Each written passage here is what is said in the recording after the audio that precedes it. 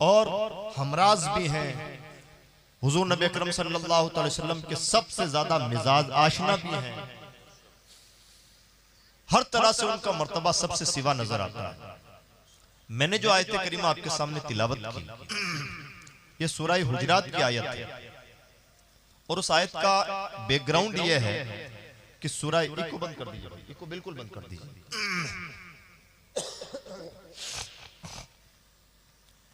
उस आयत का बैकग्राउंड ये है कि सूरह हुजरात में अल्लाह रब्बुल इज्जत ने अपने नबी की बारगाह के आदाब का तसलसल के साथ जिक्र किया।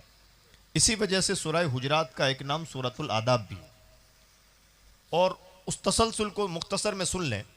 पहली आयत में अल्लाह रब्बुल इज्जत ने यह बयान फरमाया कि ए ईमान वालो, अल्लाह रसूल से आगे ना बढ़ो। या अय्युहल्लज़ीना आमनू ला तुक़द्दिमू बैना यदाइल्लाहि व रसूली। ए ईमान वालो, अल्लाह रसूल से आगे ना बढ़ो। इसकी तफसीर में कुछ बातें कही गई हैं।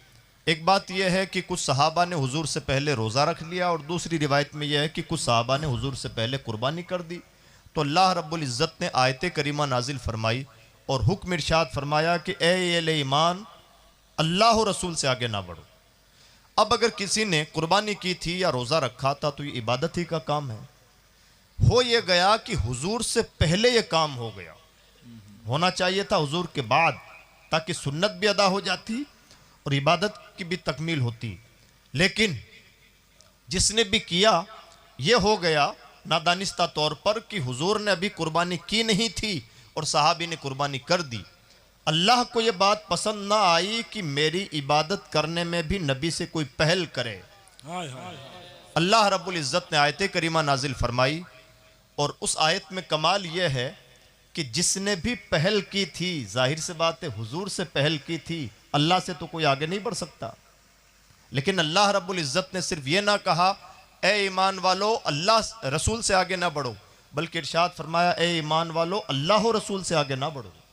पता चला हुजूर का कोई इक़दाम अल्लाह रब्बुल इज़्ज़त की मशीयत से खाली नहीं है। हुजूर नबी अकरम सल्लल्लाहु अलैहि वसल्लम की हर अदा में रज़ाई मौला है। और दूसरी बात ये पता चली, हो सकता है इंसानों को ये वहम हो कि हम इबादत के लिए पैदा हुए हैं और जिस मकसद के लिए पैदा हुए वो मकसद जितना ज़्यादा और जितने कमाल के साथ पूरा हो अच्छा। जब इबादत ही के लिए पैदा हुए हैं तो जितनी ज़्यादा इबादतें करें और इबादतों में जितनी पहल कर लें उतना अच्छा। लेकिन इसके बावजूद कि अल्लाह रब्बुल इज़्ज़त ने इंसान और जिन्नात को अपनी इबादत के लिए पैदा किया, अल्लाह को यह पसंद नहीं है कि इबादत में भी जिस मकसद के लिए इंसान पैदा हुआ उसमें भी कोई रसूल से पहल करे। अभी जैसे आप यहाँ पर जलसा सुनने के लिए आए, अब ना मोबाइल देखें ना इधर उधर देखें, पूरी तवज्जो के साथ कोई बात सुने। आप कोई आपसे कहे जनाब क्या इतनी तवज्जो के साथ सुन रहे हो, तो कहने वाला इंसान बेवकूफ़ कहलाएगा। आप कहेंगे जनाब रात का वक्त है, हम ठंड में यहाँ आए ही इसलिए कि जलसा सुने। अब जितनी तवज्जो के साथ सुने उतना अच्छा। जब जिन्नात तो इंसान पैदा ही इबादत के लिए हुए हैं तो जितनी इबादतें कर लें, जितना जल्द कर लें, जितना जल्द अपना मकसद हयात पूरा कर लें उतना अच्छा। और यही वजह है कि कई मर्तबा लोगों को गलत फहमी हो जाती है कि अज़मत रिसालत पहले या इबादतें पहले। सूरह हुजरात की पहली आयत ने इस फ़लसफ़े को भी एक हद तक हल किया है। इबादतें बहुत अच्छी, मकसद हया ज़रूर है, लेकिन बारगाह रिसालत का अदब बहरहाल मुकद्दम है। ए ईमान वालो अल्लाह रसूल से आगे ना बढ़ो। और आगे इरशाद फरमाया अल्लाह से डरते रहो। ये पूरी एक आयत करीमा है। दूसरी आयत में अल्लाह रब्बुल इज़्ज़त ने एक अनोखी बात इरशाद फरमाई, और ऐसी अनोखी बात जो दुनिया में किसी भी दरबार के आदाब में नज़र नहीं आती। हम सब जानते हैं कि दुनिया में बड़े घमंडी बादशाह गुजरे, अपने आप को सजदा करवाने वाले, अपने आप को रब्बे आला कहने वाले, मखलूक का खून चूसने वाले, मखलूक का इस्तेहसाल करने वाले, तरह तरह के घमंडी बादशाह पैदा हुए जिन्होंने अपनी हदें क्रॉस की। लेकिन इसके बावजूद किसी जालिम से जालिम और मुतकब्बिर से मुतकब्बिर बादशाह को यह सुझाई ना दिया कि मेरे दरबार में रहते हुए लोगों को आवाज़ें कितनी बुलंद रखनी है और कितनी पस्त रखनी। यानी दुनिया में कोई दरबार ऐसा ना गुजरा जहां आवाज़ों का वॉल्यूम तय किया जाता हो। आवाज़ों का वॉल्यूम तय करने वाली कोई बारगाह दुनिया में नज़र नहीं आती। ना अच्छों के यहाँ नजर आता है ना बुरों के यहाँ नजर आता है। अल्लाह ने ये जरूर, हुजूर ने मस्जिदों के मुतालिक इरशाद फरमाया और मस्जिदों के मुतालिक हुक्म है कि मस्जिदों में चीख चिल्ला के बातें ना करें, लेकिन उसके बावजूद किसे चीख कहा जाएगा किसे चिल्लाना कहा जाएगा इसका लेवल नहीं तय किया गया, वो हमारी अपनी सवाबदीद पे छोड़ दिया गया। जिसे भी मस्जिद की बेहुरमती तसव्वुर किया जाए हर उस काम से बचना है, ये रसूलुल्लाह ने हमें तालीम दी है। अल्लाह ने नहीं कहा कि मस्जिद में चीखना चिल्लाना नहीं है। बेशक अपने घर का अदब अल्लाह ने नहीं बताया, कुरान पाक में अल्लाह ने नहीं बताया कि क्या काम मस्जिद में करना है, ये काम मस्जिद में किस लेवल पे करना किस लेवल पे नहीं करना। लेकिन कैसी अनोखी बारगाह है, बारगाह रिसालत, जहां अल्लाह रब्बुल इज्जत ने उस बारगाह में रहने वाले अपनी आवाजें कितनी बुलंद रखें और कितनी पस्त आवाजों का लेवल तय फरमाया। अंदाज क्या इख्तियार फरमाया, अंदाज अल्लाह ने इरशाद फरमाया, या अय्युहल्लज़ीना आमनू ला तरफ़ऊ अस्वातकुम फ़ौक़ सौतिन नबी वला तजहरू लहू बिलक़ौलि कजहरि बअदिकुम लिबअद अन तहबता अमालुकुम व तुम ला तशऊरून। ऐ ईमान वालो, अपनी आवाज को नबी की आवाज से ऊंचा ना करो। बेशक 3 लेवल होते हैं, ऊंचा होना, बराबर होना, पस्त होना। अल्लाह ने इरशाद फरमाया अपनी आवाजों को नबी की आवाज से ऊंचा ना करना। अच्छा, सवाल ये पैदा होता है, चलिए अगर किसी ने ऊंचा कर लिया तो क्या हो गया? अल्लाह ने इस मसले को भी हल फरमाया और आगे इरशाद फरमाया आयत के एंडिंग में, अन तहबता अमालुकुम व तुम ला तशऊरून। अगर तुमने ये जसारत करने की कोशिश की तो हो सकता है तुम्हारे तमाम अमाल बर्बाद हो जाए, तुम्हें कानू कान खबर ना हो। इसको हल्के में मत लेना कि बारगाह रिसालत में कोई चिल्ला के बात करे। ये नॉर्मल बारगाह दरबार नहीं है, ये दरबार ऐसा है कि अगर यहाँ पर किसी ने गुस्ताखी की नीयत से चिल्लाना पुकारना शुरू किया, ईमान का तोता उड़ जाएगा। तमाम अमाल कब बर्बाद हो जाते हैं? तमाम अमाल उसी वक्त बर्बाद होते हैं जब ईमान सलामत नहीं रहता। यानी कुरान पाक का लबो लहजा ये बता रहा है, अगर गुस्ताखी की नीयत से किसी ने बारगाह रिसालत में चिल्लाना शुरू किया, उस शख्स का ईमान गायब हो जाता है। तो ये अदब बताया। और दूसरा अदब क्या बताया? वला तजहरू लहू बिलक़ौल कजहरि बअदिकुम लिबअद। नबी को उस अंदाज से न पुकारा करो जिस अंदाज से तुम आपस में एक दूसरे को नाम लेकर पुकारते हो। ये नबी की बारगाह का तीसरा अदब सूरतुल आदाब में जिक्र किया। मतलब जैसे अगर किसी का नाम हामिद है तो कहेंगे हामिद भाई, हामिद साहब, हजरत हामिद साहब, कुछ भी कहेंगे। हामिद नाम बीच में आया ना। किसी को इजाजत नहीं है कि कहें हजरत मोहम्मद साहब आप कैसे हैं। जिसको भी कहना है कहे या रसूल अल्लाह, या रसूल अल्लाह। और इतना ही नहीं, अगर वो किसी के बाप हैं तो उनकी कोई औलाद ये नहीं कहेगी अब्बू जान आप कैसे हैं। फातिमा के लिए भी हुक्म है कि या रसूलुल्लाह कहो, या रसूलुल्लाह। और हजरत आयशा के लिए भी हुक्म है कि शौहर नामदार नहीं, फिदा का भी व उम्मी या रसूलुल्लाह पुकारो। यही है बारगाह रिसालत का अदब। ना उन्हें कोई साथी कह के पुकारे, ना उन्हें किसी रिश्तेदारी के तसव्वुर से पुकारे, और ना ही आम अंदाज से पुकारे। और अगर ये जसारतें गुस्ताखी की नीयत से हुई, ईमान चला जाता है। बात इतनी सी नहीं है कि जसारत हो गई, जुरात हो गई, या मामूली सी बात हो गई और बात आई गई हो जाएगी। अगर किसी ने गुस्ताखी की नियत से जसारतें की, ईमान से रिश्ता खत्म हो जाता है। यह है बारगाह रिसालत। यह है बारगाह रिसालत, सुभान अल्लाह। इकलौती बारगाह है जहां आवाजों का लेवल तय किया गया। इतना ही होना चाहिए, इससे ऊंचा नहीं। ऊंचा हुआ तो जनाब इधर उधर की बात नहीं है, ईमान के लाले पढ़ सकते हैं। यह है बारगाह रिसालत का अदब। अब 3 अदब अल्लाह ने बताए, चौथा अदब आगे चल के हुआ है।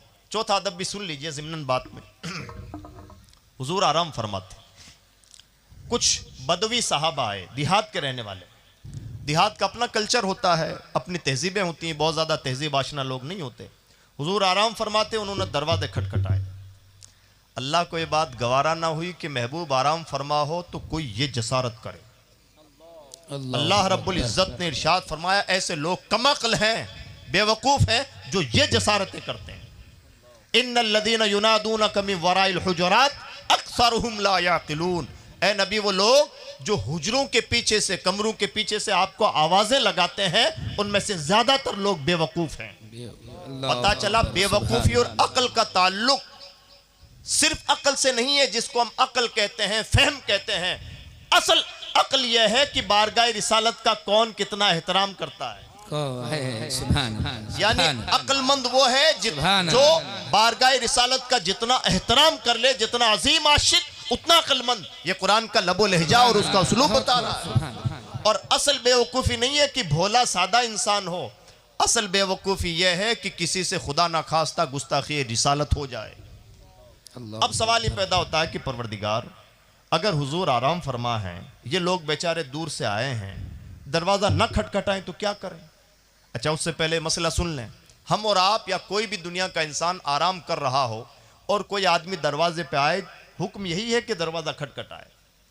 आज के ज़माने में बेल बजा दे, घंटी बजा दे या आवाज़ दे ले, ये बेहुरमती नहीं है। हाँ, बारगाह रिसालत में बेहुरमती है। जो गैब नहीं जानते उनको पुकारा जाए, लेकिन अगर गैबदा आराम फरमा है तो ये भी बेअदबी है। अब क्या करना चाहिए ऐसी पोजीशन में? तो अल्लाह ने इरशाद फरमाया, वलाउ अन्नहुम सबरू हत्ता तखरुजा इलैहिम लकाना खैरल लहुम। अगर वो सब्र करते यहाँ तक कि आप खुद उनके बीच में तशरीफ लाते तो ये उनके हक में बेहतर होता। सुभान अल्लाह। चार आदाब बारगाह रिसालत के अल्लाह रब्बुल इज्जत ने सूरतुल हुजरात में जिक्र फरमाए। ये ज़िम्नन मैंने बात कही, मुझे जो बात कहनी है, इन आदाब के जुमरे में एक बात क्या हुई, बारगाह रिसालत में चिल्ला के बात ना करो, वरना ईमान के लेने के देने पड़ सकते हैं। अब जब ये आयत करीमा नाजिल हुई तो सहाबा का रिएक्शन देखें। आज हमारे जलसों से कितने भी भली बातें कही जाएं, मुझे माफ़ कीजिएगा कहने के लिए, कहीं ना कहीं अंदर का शैतान इतना हावी हो चुका है कि हमारा अपना वजूद ही तकरीबन शैतानी सा बन गया है। कोई ज़्यादा असर अंदाज नहीं होता और हम बड़े धड़ल्ले से कह देते हैं, जनाब आज मौलवियों की बातों का असर नहीं होता। हम मानते हैं कि हम जैसे कच्चे लोग जब इस मैदान में आ गए तो हमारी बातों का कुछ असर नहीं होता, लेकिन एक एंगल ये भी है कि सामने वालों को भी तो टटोलना चाहिए कि हम भी असली रहे या नकली रहे। बात के दोनों एंगल होते हैं। अगर इधर जबानों में तासीर नहीं है तो मानना पड़ेगा कि उधर भी दिलों में असरात खत्म हो चुके हैं। दोनों तरफ से जायजा लेना चाहिए। हम सबको अपना मुहासबा करना चाहिए और हम सबको अपने रब की बारगाह में कल क़यामत के दिन जवाबदेह होना है। तो अल्लाह रब्बुल इज्जत ने इन आदाब का जिक्र फरमाया।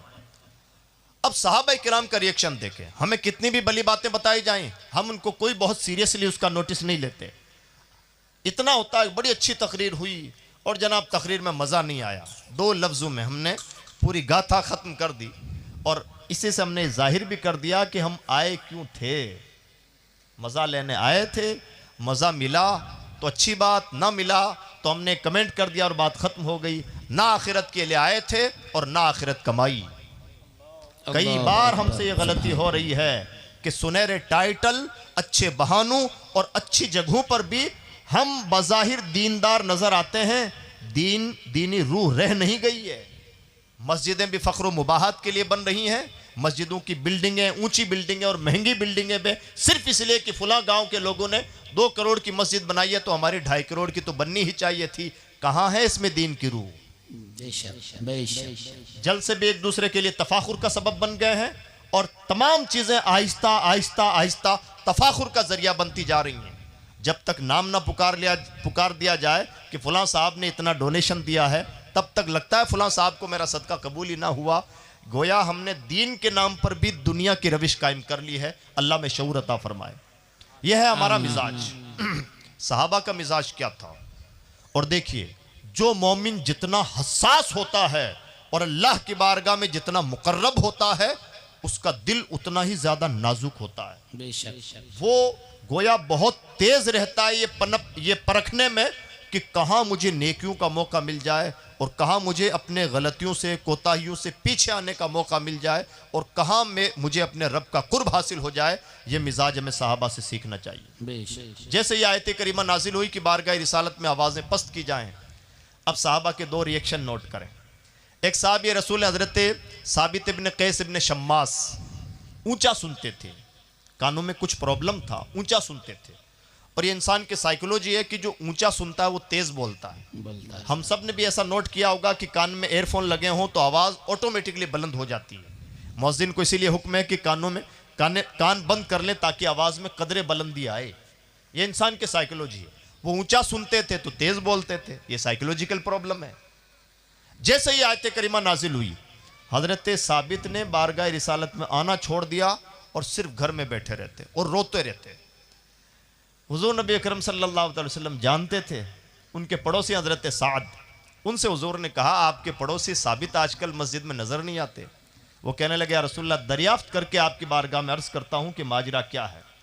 हजरत साद ने दरियाफ्त किया कि आजकल आप मस्जिद में हाजिर नहीं होते। हुजूर नबी अकरम सल्लल्लाहु अलैहि वसल्लम आपके मुताल्लिक दरियाफ्त फरमा रहे थे। तो साबित का जवाब सुने, फरमाते हैं, मैं जहन्नमी हो गया इसलिए बारगाह रिसालत में नहीं जाता। अल्लाहु अकबर। क्यों? तो कहा कि आयत करीमा नाजिल हुई कि नबी की बारगाह में अपनी आवाज़ें पस्त रखो। मैं तो चिल्ला के बात किया करता हूँ, मैं जहन्नमी इंसान हूँ, इसलिए मुझे ज़ेब नहीं देता कि हुजूर की बारगाह में हाजिर रहूँ। अल्लाहु अकबर। हुजूर की बारगाह में जूं का तू जाके कज़िया पेश कर दिया हजरत साद ने और कहा, रसूलल्लाह, साबित कह रहे हैं कि मैं जहन्नमी हो गया इसलिए मैं आपकी बारगाह में नहीं आता। हुजूर ने फरमाया, मेरे साबित से कहो वो जन्नती है, सुभान अल्लाह, वो है मालिक जन्नत। है। और फिर जब हुजूर ने जमानत दी, अब काहे का डर, बारगाह रिसालत में हाजिर होना शुरू कर दिया। ये एक रिएक्शन। सेकंड रिएक्शन सुने, दोनों बड़े सहाबा जो सहाबा की जान है और जिनसे सहाबा सीखते थे कि बारगाह रिसालत में रहना कैसे है, रहना कैसे। हम इनको सिर्फ सहाबी के तौर पर लेते हैं। ये दोनों हजरात जहां सहाबाए रसूल हैं, जहां वजीरेन रसूल हैं, वहीं पर मुरब्बियेन सहाबा भी हैं। ये सहाबा को तरबियत देने वाले हैं, प्रैक्टिकल ट्रेनिंग देने वाले हैं कि बारगाह रिसालत में रहा कैसे जाता है। अब इन दोनों लोगों का, हजरत शेखैन करीमैन यानी हजरत सैयदना अबू बकर सिद्दीक और हजरत फारूक आजम, इन दोनों का रिएक्शन सुने। इन्होंने क्या किया? इन्होंने तरीका ये अपनाया कि जैसे ये आयत नाजिल हुई कि आवाज़ों को पस्त रखना है, तो हुजूर की बारगाह में होते तो इतनी नरमी के साथ और इतनी आहिस्तगी के साथ बात करते कि कान लगा के सुनना पड़ता क्या फरमा रहे हैं। इतनी आहिस्तगी के साथ बात करते। अल्लाह को यह अदा भी बड़ी पसंद आई और इतनी पसंद आई कि हुजूर की बारगाह के 3 आदाब पहले जिक्र हो चुके, चौथा अदब बाद में जिक्र हुआ, बीच में इन दोनों की फजीलत बयान फरमाई। बेशक है, और वही आयत है जो मैंने आपके सामने पेश की। अल्लाह ने क्या फरमाया?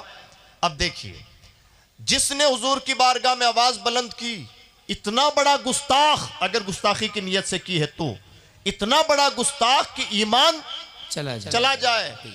और जिसने हुजूर की बारगाह में इसलिए आवाज पस्त कर ली कि हुजूर की बारगाह है तो उसकी फजीलत, अल्लाह फरमाता है, इन्नल्लज़ीना यग़ुद्दूना अस्वातहुम इंदा रसूलिल्लाह उलाइकल्लज़ीना इम्तहनल्लाहु क़ुलूबहुम लित्तक़वा लहुम मग़फ़िरा व अज्रुन अज़ीम।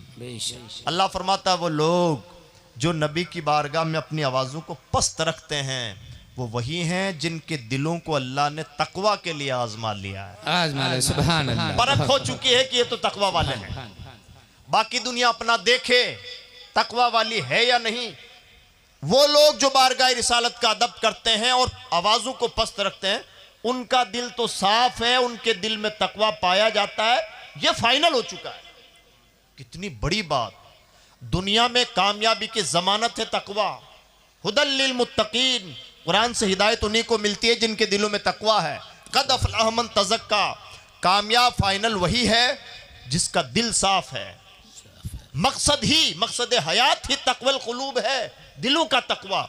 अल्लाह फरमाता है, जिन्होंने बारगाह रिसालत का अदब किया, उनका दिल तो तकवे के लिए आजमाया जा चुका है। एक बात, एक इनाम बारगाह रिसालत के अदब का, पहला इनाम कि उनका दिल बिल्कुल साफ सुथरा है, परहेजगार है। दूसरा इनाम लहुम मग़फ़िरा, उनके लिए बख्शिश है। दुनिया अपने इस्तिग़फ़ार करे। हम कहते हैं अस्तग़फ़िरुल्लाह नस्तग़फ़िरुल्लाह, या अल्लाह हम तेरी बारगाह से अपने गुनाहों की माफ़ी चाहते हैं। कैसे लोग हैं जिन्हें अल्लाह कहे कि इनको बख्श दिया है, इन्हें माफ़ी दी जा चुकी है। वो कौन? अबू बकर उमर। वजह क्या? अबू बकर उमर की नेकियां कम थोड़ी हैं, और भी बहुत सारी खूबियां हैं। लेकिन आयत करीमा के बैकग्राउंड में अगर बात की जाए तो अल्लाह रब्बुल इज्जत ने अबू बकर और उमर के दिलों को तकवा के लिए जो आजमाया है, उसकी बुनियादी वजह यह है कि बारगाह रिसालत का उन्होंने अदब किया है। इबादतें अपनी जगह, फजीलतें अपनी जगह, सहाबियत अपनी जगह, लेकिन जिंदगी का सबसे बड़ा मकसूद, बंदा मोमिन की जिंदगी का सबसे बड़ा मकसद है तकवल कुलूब, यानी दिलों का तकवा। और वो दिलों का तकवा दुनिया के इंसानों में नबियों रसूलों के बाद में सबसे अफजल दोनों इंसानों को इसलिए हासिल हुआ कि बारगाह रिसालत का अदब किया। बेशक पहली फजीलत तकवे कुलूब हासिल हुआ, दूसरी फजीलत उनके लिए बख्शिश है, दुनिया अपना देखे इन लोगों के लिए तो बख्शिश है। और तीसरी फजीलत अजरुन अजीम, बहुत बड़ा अजर व सवाब है। बहुत बड़ा, सुभान अल्लाह। क्या कहा? बहुत बड़ा अजर व सवाब है। इस बहुत बड़े का मतलब समझ रहे हैं? जी जी। अगर अरबी ग्रामर के एतबार से बात की जाए तो अजरुन पर जो तनवीन लगी हुई है, इस तनवीन को तनवीन ताजीम बोला जाता है। और अजीमुन का जो लफ्ज है वो खुद अजमत बयान कर रहा है, और अजीमुन की जो तनवीन है वो फिर तनवीन ताजीम है। तो मतलब ये हुआ उर्दू ज़बान में या किसी भी ज़बान में इतनी गुंजाइश नहीं, और तर्जमा भी ज़रा सा अजीब किस्म का हो जाता है। वरना अगर सटीक अरबी ग्रामर को नज़र में रखते हुए तर्जमा किया जाए तो मतलब तो यूँ होना चाहिए कि इन लोगों के लिए बहुत बड़ा बहुत बड़ा बहुत बड़ा सवाब है। बेशक, क्या बात है, सुभान अल्लाह। ये कुरान पाक का उसलूब बता रहा है। अब सवाल यह है, ये बहुत बड़ा कह कौन रहा है? अगर कोई छोटा मोटा कहे कि बहुत बड़ा, तो सामने वाले की हैसियत और हैसियत के मुताबिक चीजों को नापा परखा जाएगा, और कोई दरमियानी कहे तो उसकी हैसियत के मुताबिक नापा जाएगा। मान लीजिए आपका गांव है, आपके गांव का एक आम सा गरीब आदमी कहे जनाब हजरत मैं आपके मदरसे में बहुत बड़ी चीज देने वाला हूं, तो मौलाना साहब अपना जहन बना लेंगे कि हाँ ये बेचारा गरीब आदमी है, ये बहुत बड़ी कह रहा है, तो चूंकि रिक्शा चलाता हो सकता है पूरा रिक्शा ही दे दे 5000 का, बस जी जी। उसके लिए तो वही बहुत बड़ी है, बड़ी चीज है। और अगर मान लीजिए आपके इलाके के सीएम कह दें जनाब आपके तालीम का निज़ाम बहुत मजबूत है और आप क्वालिटी एजुकेशन दे रहे हैं, इसलिए हम आपको एक बहुत बड़ा गिफ्ट देने वाले हैं, तो मौलाना साहब को समझने में भी दिक्कत होगी कि सीएम साहब ने बहुत बड़ा गिफ्ट कहा है, तो उस बहुत बड़े का मतलब बहुत बड़ा होता है, पता नहीं क्या दे दें। और अगर यही बात प्राइम मिनिस्टर कह दे तो बात और ज्यादा बड़ी हो जाती है। शर्त यह है कि वो बहुत बड़ा कहे। अगर 7 जमीनों और 7 आसमानों का पैदा फरमाने वाला रब बहुत बड़ा कह दे, अंदाजा लगाया जा सकता है कि बहुत बड़ा कितना बड़ा है। जैसा बोलने वाला वैसे ही उसके अल्फाज का मेयार परखा जाएगा। अगर 7 जमीनों और आसमानों का बादशाह बहुत बड़ा कह रहा है, वो बहुत बड़ा है कितना, हमारी अक्लों का लेवल ऐसा नहीं है कि हम उसको समझ सकें। बेशक हक है, सुभान अल्लाह। लेकिन ये फजीलतें मिली क्यों? ये फजीलतें मिली हैं बारगाह रिसालत का अदब करने की वजह से। बेशक, सुभान अल्लाह, सुभान अल्लाह। खूबियां बेशुमार, लेकिन अल्लाह रब्बुल इज्जत के कलाम ने जहां पर मोहर लगाई है वह है बारगाह रिसालत का अदब। बेशक, और यही है सिद्दीकियत। सिद्दीक अकबर को आबिद व जाहिद की रोशनी में देखेंगे तो बहुत दलीलें मिलेंगी। अजब ज़ुहद का आलम है, बेनियाजी का आलम है। लेकिन सिद्दीक अकबर की ज़िंदगी का सबसे बड़ा पॉइंट अगर समझना हो तो यह है कि वो साहिब रसूल हैं। बेशक, साहिब रसूल का मतलब समझ रहे हैं? दूसरे सहाबा के बारे में हम कहते हैं सहाबतुर रसूल, ये रसूलुल्लाह के सहाबा हैं। अल्लाह ने हज़रत अबू बकर सिद्दीक के मुताल्लिक इरशाद फरमाया, इज़ यक़ूलु लिसाहिबिही, याद कीजिए उस वक्त को जब रसूल अपने साथी से कह रहे थे।